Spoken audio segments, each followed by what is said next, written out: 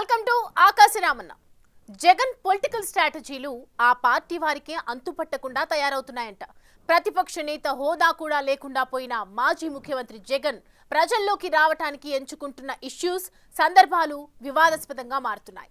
రాష్ట్రంలో ఏవైనా అవాంఛనీయ ఘటనలు జరిగినప్పుడు, మరణాలు సంభవించినప్పుడు, తన పార్టీ నేతలు అరెస్ట్ అయినప్పుడు మాత్రమే జగన్ బయటకు వస్తుండటం వైసీపీ శ్రేణులకే మింగుడు పడటం లేదంట. అంతకు ముందు తిరుమలలో, తాజాగా సింహాచలంలో మాజీ సీఎం చేసిన హడావుడి, తనపై పడిన మతముద్రను చెరిపేసుకొని ప్రజల్లో చీలికలు తేవటానికే అన్న విమర్శలు సోషల్ మీడియాలో పెరుగుతున్నాయి.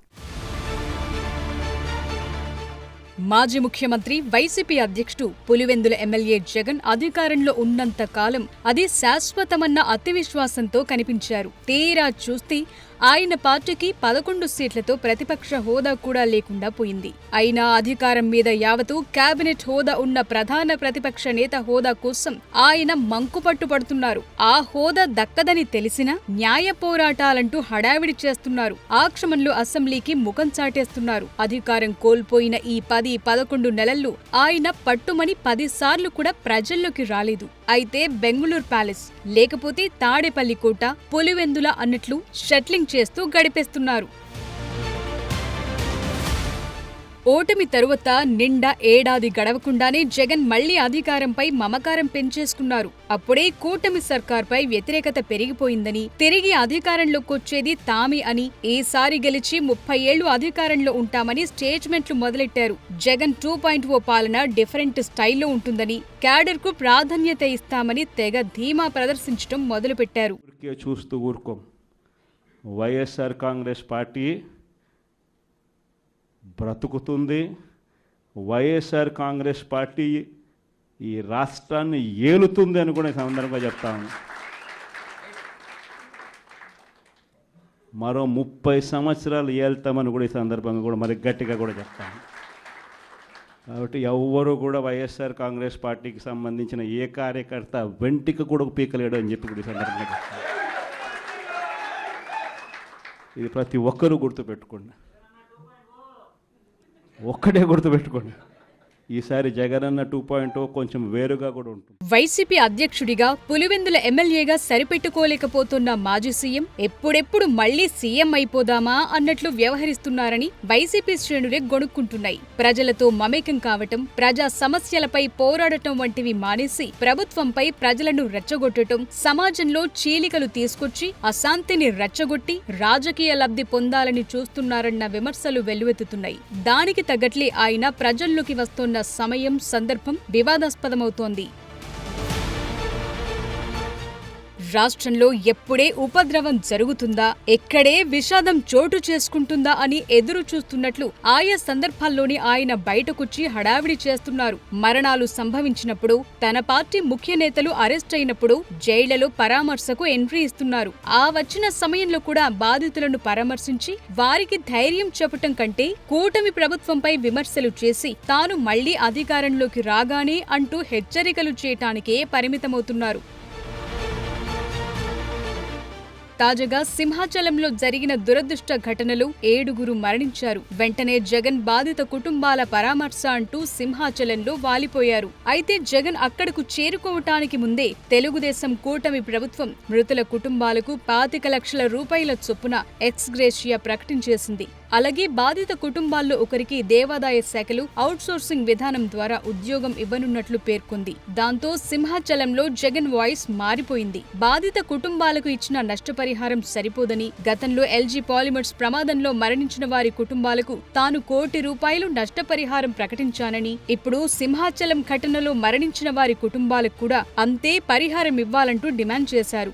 లేకపోతే తాను అధికారంలోకొచ్చిన తర్వాత బాధిత కుటుంబాలకు మిగిలిన 75 లక్షలు తానిస్తానని ప్రకటించారు. ఈ కుటుంబంలో 4 చనిపోయినారు.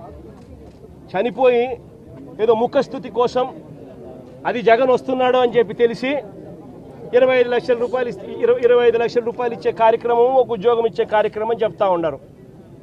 నేను అడుగుతా ఉన్నా, ఇదే కుటుంబానికి నేను భరోసా ఇచ్చి చెప్తా ఉన్నా, ఇంతకు ముందు ఏదైనా కూడా ప్రభుత్వం అన్నది ప్రజలకు తోడుగా ఉండాలి, ప్రభుత్వం అన్నది ప్రజలకు భరోసా ఇచ్చే విధంగా ఉండాలి.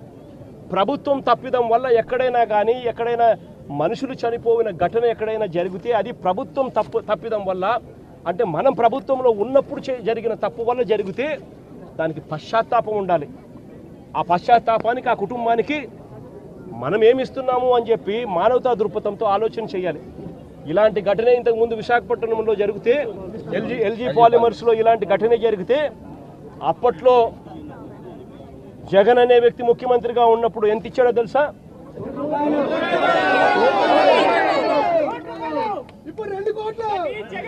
జగన్ అనే వ్యక్తి ₹1 కోటి ఒక్కొక్కరికి ఇచ్చి ఆ కుటుంబాలను ఆదుకున్నారు. ఇప్పుడు ప్రభుత్వం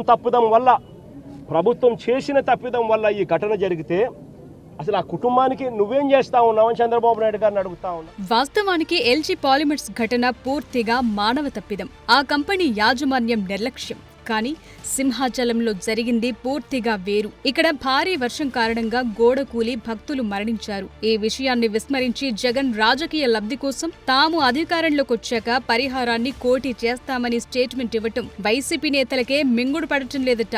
నిజంగా ఆయనకు కమిట్మెంట్ ఉంటే పార్టీ పరంగానూ వ్యక్తిగతంగానూ బాధిత కుటుంబాలకు ఎంతో కొంత సాయం ప్రకటించి ఉంటే బాగుండేదని వైసీపీ శ్రేణులు అభిప్రాయపడుతున్నాయట.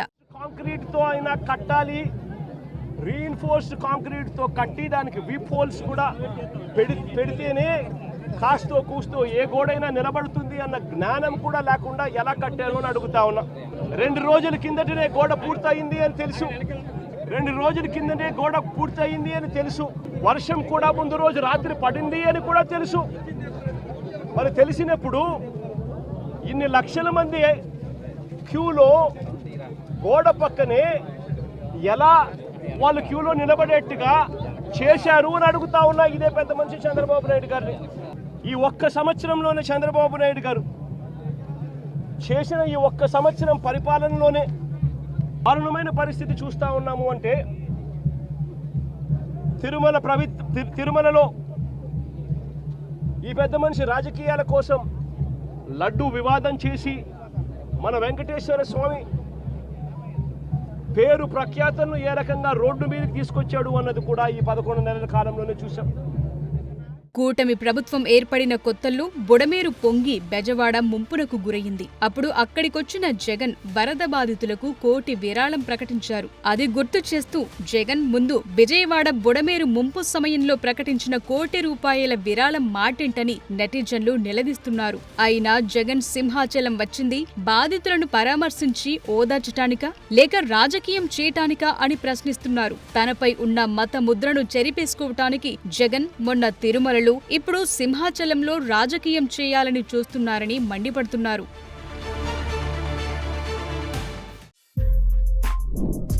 For more videos like this, subscribe Big TV channel.